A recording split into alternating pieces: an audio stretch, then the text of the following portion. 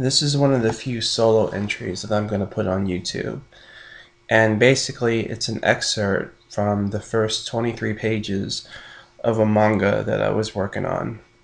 I came up with the concept and wrote it, and then I worked with a very talented artist named Sarah Baslam, who did the art that you see on display. And also, if you want to see more, please follow the link provided to DeviantArt, where there are a number more pages, 23 to be exact, so for you to look at. Basically, I wrote this a couple years back, and what you're going to hear is basically all that I wrote of it. And life and other things just kind of got in the way of me finishing this. And I'm wondering if it's something that I should go back to. And I realized that I'm too close to it to know what would be best one way or the other. So I am appealing to you, the YouTube audience out there, and people in general, just to listen to this. And if you have any comments or suggestions, please let me know. If you have any complaints, let me know as well. Um, the comments section is completely open to you. And I realize on YouTube that can be a dangerous thing sometimes, but whatever you have to say, good or bad, please share it with me. So, definitely, please leave comments. Anyway, short little background on the story.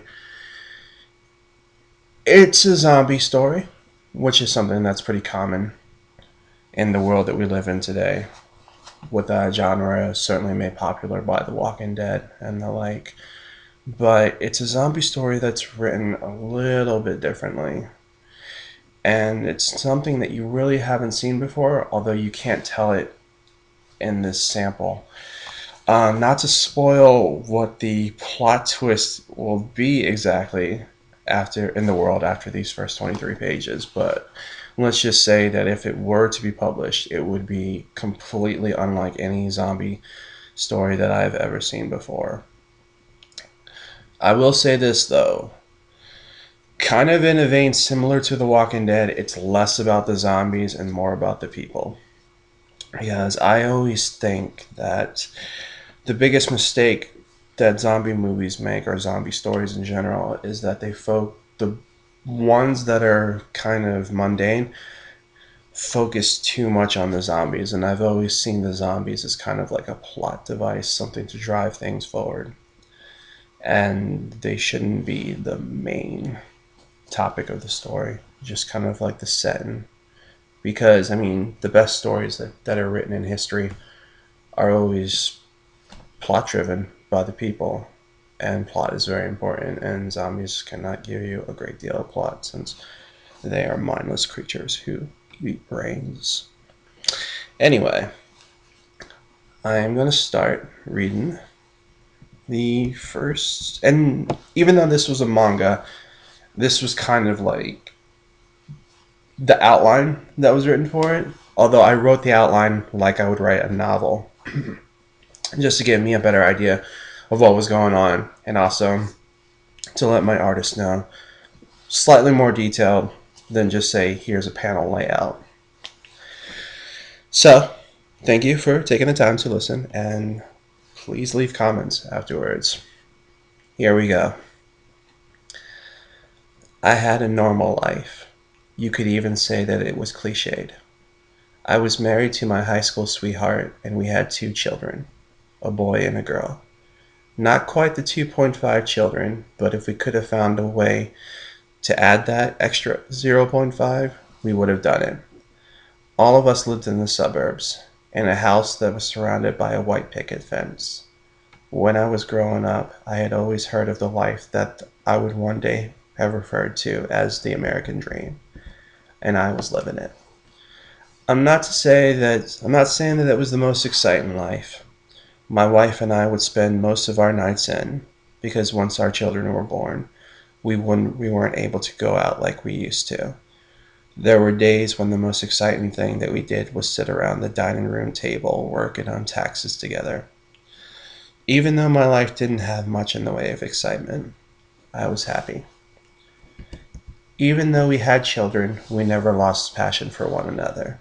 She and I made love every night, sometimes even in the mornings, in those precious moments between the times we sent the children off to school and when I had to go to work. Although we had been married for a decade, and we were both fast approaching our 30s, I found her to be as beautiful and incredible in all ways as the day that I had first laid eyes on her in high school. I still remember it like it was yesterday. I was walking down the hallway from one direction and she from the other. You should have seen her. She was the most beautiful girl in the world. I know that a lot of people say that, but I promise you this. They only say that because they never saw her. I wouldn't even imagine that someone like her would even look at me. She smiled at me. That was the moment that I closed my eyes, and I began to dream.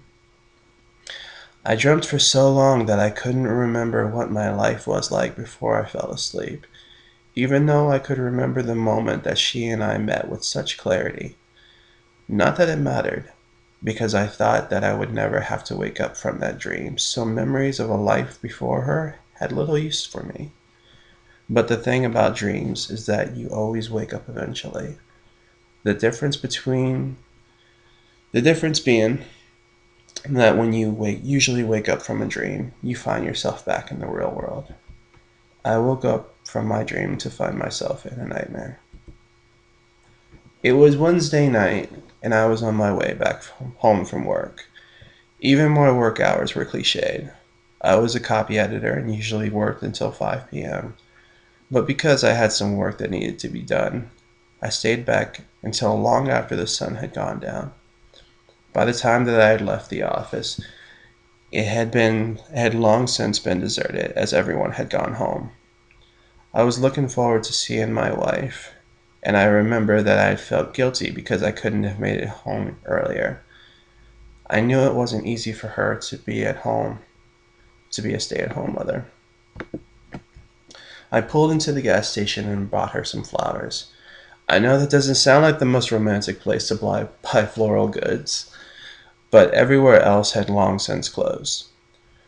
There was nothing spectacular about the flowers, but I wanted to show her that I appreciated not only what she did, but the woman she was. To further emphasize that, I bought her a box of chocolates as well.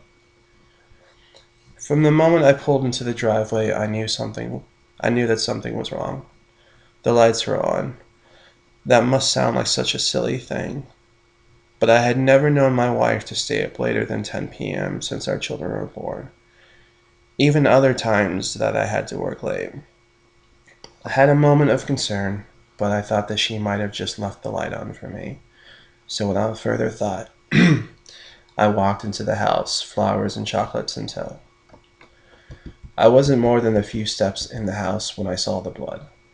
It was smeared all over the walls, all over the walls and windows, culminating in trails that led from the front door back into the kitchen.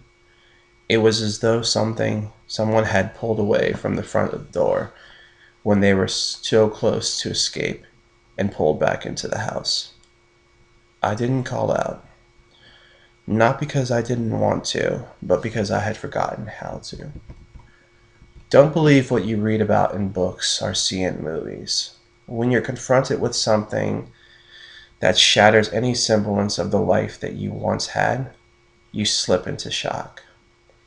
Not only had I forgotten how to scream and how to speak, I'd forgotten how to walk. I had to will myself to the kitchen through sheer resolve, even though I was equally determined not to find the source of this chaos. As I took the final step into the kitchen doorway, I closed my eyes for one last time, knowing that when I opened my eyes, that my dream would come to an end. There was my daughter, my beautiful little girl, covered in blood. If not for her favorite dress that she wore, the flowery white dress that always flowed with such vibrancy when she wore it, I wouldn't have recognized her, let alone believe that this lifeless being that lay on the ground, covered in blood, could have been my daughter, who had always been so full of life. I couldn't see her face. It was gone. I tried to scream, but I couldn't make a sound. I couldn't do anything, much less bring her back. All I could do was stand there and stare at this corpse where my daughter used to be. I knelt down and picked her up, running my fingers through each and every strand of her hair as though I could bring her back to life with my fingers. But there was no life left in there. From that moment forth, she was nothing more than a lifeless doll, a facsimile of something that had once been so wonderful. If not for the sound of muscle and sinew being torn from the bone, I would have spent the rest of eternity with my angel nestled in my arms. But each fresh tear of muscle resonated throughout the house. I walked over to the dining room table, and I lay her upon it, taking the tablecloth and wrapping her body around it. I stared at the bound mess for a moment, as if I knew in my heart that it would be the last time I'd ever see my little girl again. I closed my eyes. That way I could lock her image into my mind, you see. If I closed the shutters, then her photo would have stayed in my head forever, and then I'd never lose her because I'd always have her. I'd never lose her as long as she was in my head. When I finished, I turned to the direction of the sounds. They were coming from upstairs. By this point, the gravity of the situation had already weighed down upon me. I already knew what had to be done. Before I ascended the stairs, my eyes drifted towards the baseball bat that we kept by the front door for security. Like most people who live in the suburbs, we were always cautious of the threat that would try to force its way into our home. That threat never presented itself. Rather, the evil that would consume us came from our own residence. Clutching the bat in both hands, I moved upstairs. I stopped every few seconds to listen for the continued sounds of disfigurement that took place on the second floor. I closed my eyes again, this time hoping that I'd slip back into my dream, that I would be lying next to my wife with my head on her chest, slipped under my arm, snuggling into her nook. But when I opened my eyes, the only things that greeted me were the ever-present noises and the feel of the wooden bat in my hands. Hands that were covered in dry blood, liquefying from the sweat that was ever constant. When I reached the top of the stairs, I glanced down the hallway. The light to our bedroom was on, with the door halfway ajar. The sounds were louder now, echoing down the hallway with such a rhapsody that each new sound, each new tones, shook my foundations and rocked me to the core. I wanted to rush into the room, but just as I wanted to scream, just as I wanted to bring my daughter back to life, I could not move. But the events would progress, regardless of my inactivity. Within seconds, the sound of shredding muscle and sinew would stop, replaced by a thump and the sound of something dragging. I clutched the bat with both hands and stood still. A hand was placed on the bathroom door, and it swung open. Standing inside the doorway was my wife, clutching our little boy. She held his hand just as she had always done, her delicate fingers intertwined in his. His body was limp and lifeless, just as it was with our daughter. His face was gone, the flesh of which was clutched in her other hand. Her face was as blank as his. I parted my lips to speak, but as with before, nothing. She let his body fall to the ground, and she began to walk towards me. I smiled at her. With each step she took, I took another. We were in the hallway, walking towards one another. I smiled in hopes that she would curl her lips in response. Her lips did not move, except to open slightly so that the flesh of our son could fall out to the floor. It was like we were young again, heading towards each other in this hallway, except she wasn't smiling this time. And in truth, my smile had no substance behind it. After all, I had just lost my daughter and my son, and my dream along with it. As we reached each other, she stopped. I paused and looked into her eyes for the very last time. She spoke to me. Not through words, as her vocal cords had already been ripped out of her throat, by her own hands, I suspect. Maybe she screamed as she made the children scream, and to silence her wails long after she had cut them out, she tore her vocal cords out. She spoke to me with her eyes. Unlike moments earlier when they were glazed over and lifeless, there was now a sense of humanity to them, some remnant of the beauty that she had exuded. She was crying. Her eyes welled with tears, and for a moment her entire body trembled as though she was trying to express through the lack of words what had compelled her to do this to our children. Through the 14 years that we had known each other, we had developed a connection over that period, which to us felt like a lifetime. She was trying to tell me that it wasn't her fault, that it had been beyond her control. I nodded. She was trying to tell me that she was starting to lose control, that she would attack me if I didn't strike her down, that she would destroy the last bit of happiness that she had known in life. I nodded. Her eyes gazed over once more and she lunged for me. I took a step back and swung as hard as I could. The bat crushed her skull and she fell backwards onto the ground. She tried to get up, her attempts to scream causing more and more blood to spurt from the gaping hole in her throat. I moved to her and took another swing at her head. As had been taught to me by my grandfather, who had took me fishing when I was a young boy. Put it out of the misery, son, his words echoed in my head. It's the humane thing. I did the humane thing. I dropped the bat and staggered backwards. With the last remnants of my life gone, the reality of the situation ravaged my body, which had only moments earlier been dulled by shock. I collapsed to my knees and threw up, tears streaming down my face as I did so. I reached over and picked up my wife in my arms, clutching her against my chest, screaming so loud that I nearly went deaf. That silence did not last for long, for I wasn't the only person crying out. And there you have it. Those basically are the first 23 pages in literary text form. If you want to go over to DeviantArt, I've provided the link in the notes, and you can check out the rest of the 23 pages, and you can see more of Sarah's just fantastic artwork. She's a very talented artist and certainly one of the best that I've ever met.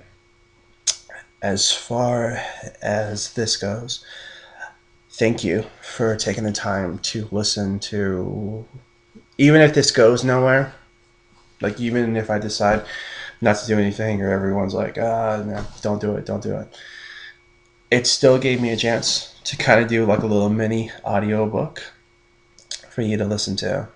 So I want to thank you for that. But please, whoever watches this video, if you can, leave a comment in the feed. Good, bad, I don't care if it's good or bad, just please be constructive. If it's wonderful, tell me why. If it sucks, tell me why. But thank you very much for giving me the opportunity to read this for you. And thank you.